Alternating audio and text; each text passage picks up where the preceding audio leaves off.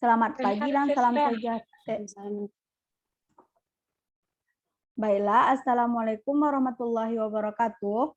Selamat pagi dan salam sejahtera bagi kita semua. Sebelumnya, kami kelompok 7 mengucapkan terima kasih yang terhormat telah memberikan waktu untuk presentasi pada pagi hari ini dengan tema ragam bentuk implementasi pembelajaran tematik. Dengan anggota kelompok yang pertama yaitu Arsy Oktaviana, Ainila Parisespen, Irsan Suhairi, Putri Zikrila, dan Sri Wahyumeta. Dengan materi yang pertama yang akan dibacakan oleh Sri Wahyumeta. Kepada Sri Wahyumeta disilahkan.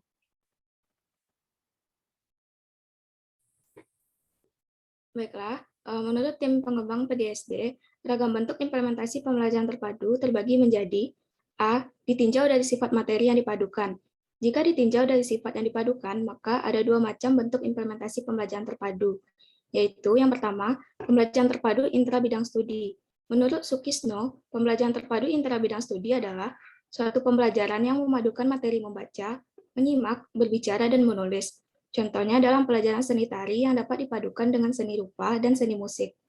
Menurut tim pengembang PGSD, pembelajaran terpadu intra bidang studi adalah materi pokok bahasan, konsep bahasan, keterampilan atau nilai dipadukan dalam satu bidang studi.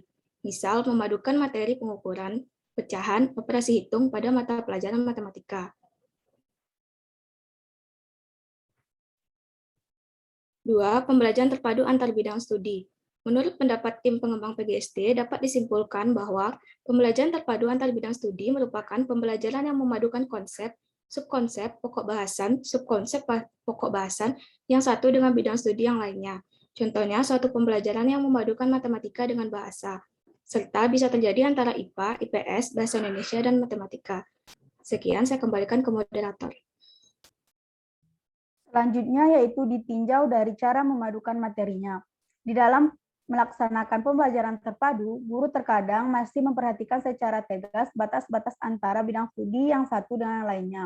Namun terkadang batas-batas mata pelajaran yang satu dengan lain sudah sangat sama, hampir seperti tidak ada sekat yang membatasinya. Jadi dapat disimpulkan, cara memadukan materi dalam pembelajaran tematik adalah guru dan siswa menentukan unsur-unsur bidang studi yang bisa dipelajari tanpa harus memadukan. Menentukan unsur-unsur bidang studi yang bisa dipelajari tanpa harus ada tumpang tindih dengan bidang studi yang lain. Jika suatu tema telah diterapkan, contohnya banjir, siswa diajak mempelajari aspek matematika, IPA, IPS, dan banjir tersebut tanpa memperhatikan keterkaitan antara apa yang dipelajari dalam bidang studi tersebut. Materi selanjutnya akan dibacakan oleh Arsy. Kepada Arsy Oktaviana disilahkan. Baiklah, materi selanjutnya itu ditinjau dari waktu pelaksanaan materi. Menurut Trianto, tahun 2011, pengaturan jadwal pelajaran merupakan prosedur yang bersifat administratif. Waktu pelaksanaan pembelajaran terpadu bisa bermacam-macam. Pembelajaran terpadu ada yang dilaksanakan pada waktu tertentu.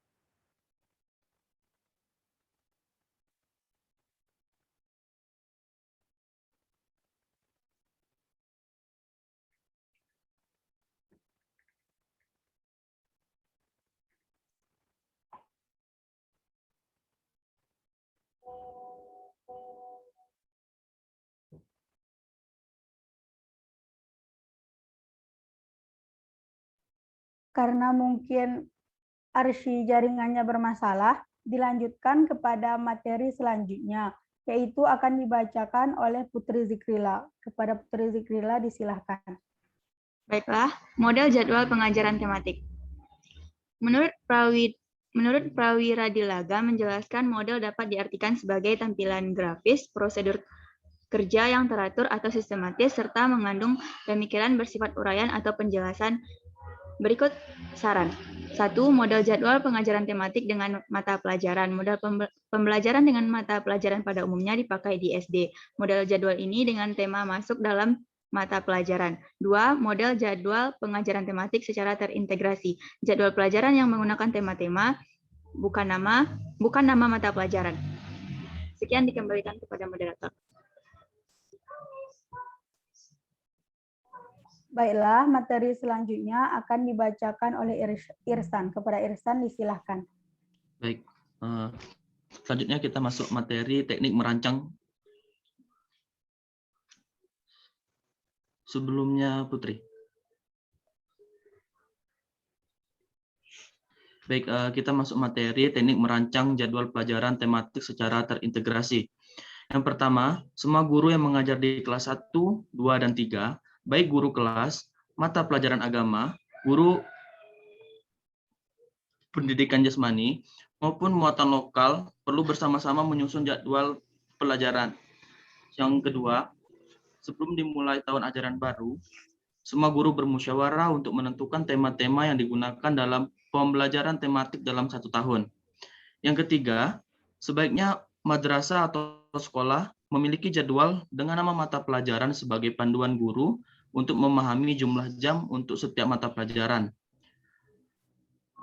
Pembelajaran terpadu dapat pula dirancang sebagai periodik. Misalnya pada setiap akhir pekan, setiap akhir caturbulan, dan lain sebagainya. Waktu-waktu melaksanakan telah dirancang secara pasti. Sementara itu, pelaksanaan pembelajaran terpadu dapat pula dilakukan seharian penuh. Selama 1 hari penuh tidak ada jam pelajaran bidang studi. Yang ada hanyalah siswa yang belajar sesuai dengan yang diinginkan. Next. Baiklah, materi selanjutnya akan dibacakan oleh Arsy. Kepada Arsy disilahkan. Baiklah, materi terakhir ditinjau dari kefleksibelan pembelajaran tematik terpadu. Pembelajaran tematik bersifat luas, di mana guru dapat mengaitkan bahan ajar dari satu mata pelajaran dengan mata pelajaran lainnya, bahkan mengaitkannya dengan kehidupan siswa dan keadaan lingkungan di mana sekolah dan siswa berada. Ada pembelajaran tematik terpadu spontan yang memadukan 2 mata pelajaran secara utuh. Ada pula pembelajaran tematik terencana yang didasarkan atas suatu tema tertentu dan dilaksanakan setiap periode waktu tertentu. Hampir tidak ditemukan pembelajaran terpadu yang unidimensional. Terima kasih, saya kembalikan ke moderator.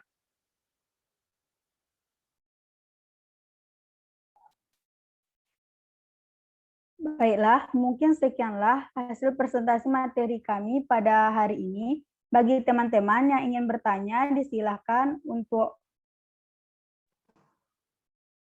bertanya dan jangan lupa untuk menuliskannya di kolom chat. Izin bertanya, moderator.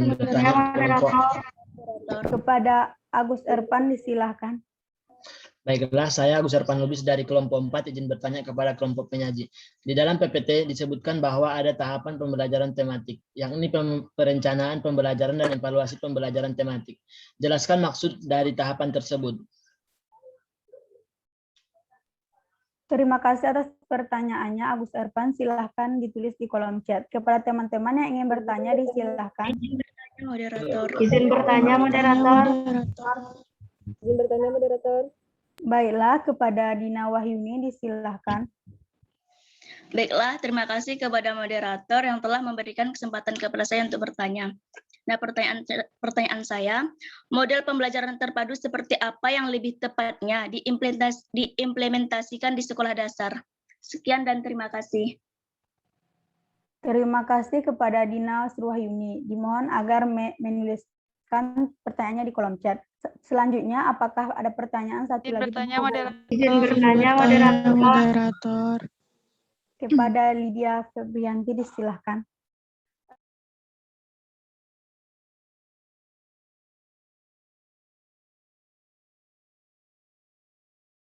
Mute-kan deh. Mute. Sorry. Baiklah, saya Lydia Febrianti izin bertanya kepada kelompok penyaji. Tadi di PPT ada disebutkan pembelajaran terpadu yang unidimensional. Apa itu maksudnya? Sekian, terima kasih. Baik, terima kasih atas pertanyaannya, Lydia. Baiklah, izinkan kami untuk mendiskusikannya sebentar.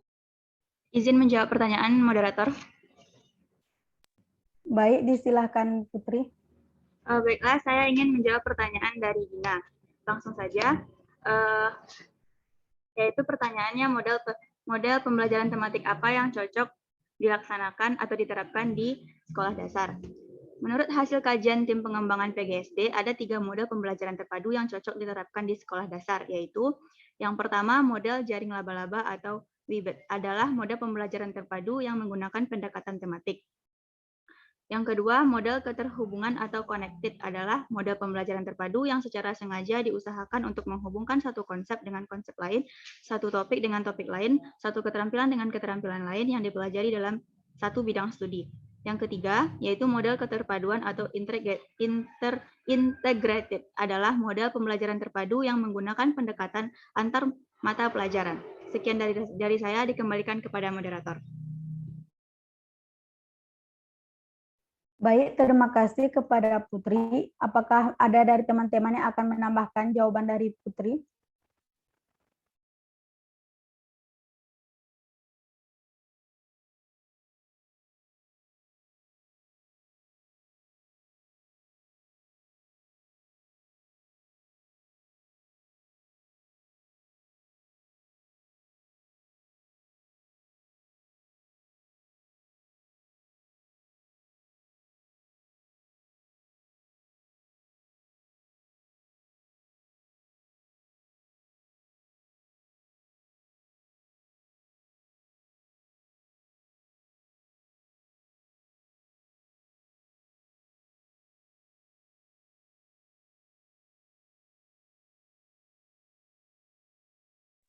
Baiklah, saya akan mencoba menjawab pertanyaan dari Lydia Febrianti, yaitu ada pada pembelajaran terpadu terdapat unidimensional. Apa itu maksud dari unidimensional? Jadi menurut kelompok kami, unidimensional adalah konstruk yang berbentuk langsung dari manifest variabel dengan arah indikator tematik terpadu yang di dalamnya termasuk konstruk unidimensional dengan arah indikator dapat berbentuk reflektif maupun formatif. Sedangkan di sini terdapat dua tahap di dalam unidimensional ini. Yang pertama yaitu konstruk later yang direfleksikan oleh indikator-indikator. Kemudian yang kedua yaitu order konstruk yang di dalam unidimensional ini terdapat refleksi atau yang dibentuk oleh tematik terpadu itu sendiri. Mungkin